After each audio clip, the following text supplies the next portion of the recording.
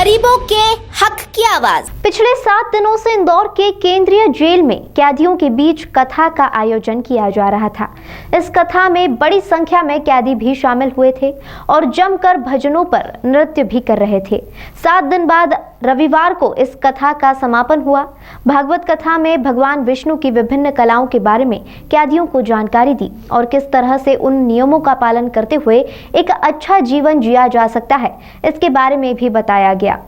भागवत कथा में भगवान विष्णु की विभिन्न कलाओं के बारे में कैदियों को जानकारी दी और किस तरह से उन नियमों का पालन करते हुए एक अच्छा जीवन जिया जा सकता है, इसके बारे में भी बताया गया। केंद्रीय जेल में हर साल भागवत कथा का आयोजन किया जाता है। केंद्रीय जेल प्रबंधक का ऐसा अनुमान है कि भागवत कथा से इन कैदियों के हृदय में बदलाव लाया जा सकता है और इन्हें फिर मूल समाज से जोड़ा जा सकता है। वहीं कई कैदी इस भागवत कथा के माध्यम से प्रायश्चित भी करते हैं।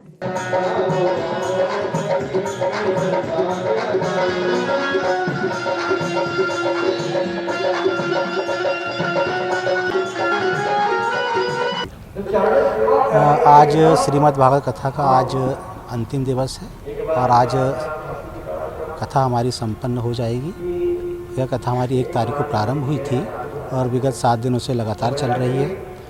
जैसा कि आप कह रहे हैं कि इस कथा का क्या महत्व है, सेंट्रल जेल में किस तरह से प्रभावी है, तो इसका छोटा सा उदाहरण मैं आपको दे दूं कि लास्ट ईयर भी हमने श्रीमद् भागवत कथा का आयोजन यहाँ कैदियों के बीच में करवाया था और हम ऐसा मानते हैं कि इतना बड़ा जो संकट हमारी जेल में आया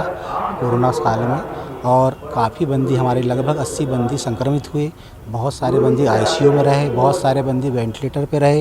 लेकिन वह ईश्वर की कृपा थी, एक सकारात्मक यहाँ पॉजिटिव एनर्जी थी और एक प्रकार का ईश्वर की कृपा थी कि हमारे जेल का कोई भी बंदी किसी प्रकार से हताहत नहीं हुआ और धन जन की हानि नहीं हुई। दूसरी बात जो बात कहना चाह रहा हूँ मैं कि जेल के अंदर भागवत कथा कराने का मुख्य मकसद ये है कि यहाँ जितने भी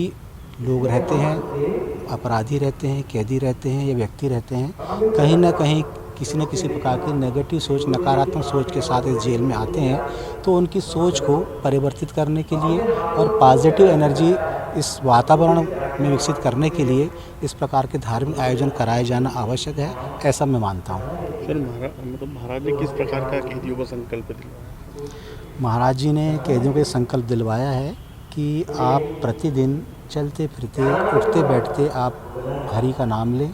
यदि हो सकता है तो आप माला का जाप करें और एक अपराध जो आपकी एक आदतें हैं, जो बुरी आदतें हर इंसान में होती है, स्वाभाविक है कि हर व्यक्ति सर्वगुण संपन्न नहीं होता है, व्यक्ति में कुछ कमियां होती हैं, कुछ बुरी आदतें होती हैं, तो जिसमें जो बुरी आदत है वो अपनी एक बुरी आदत छोड़े। तो ऐसे करते करते अगर हम धीरे धीरे अपनी बुरी आदतें छोड़ेंगे तो स्वाभाविक है कि यहाँ से जब बंदी निकलेगा तो एक अच्छा व्यक्ति और अच्छा चरित्रवान व्यक्ति बनकर निकलेगा।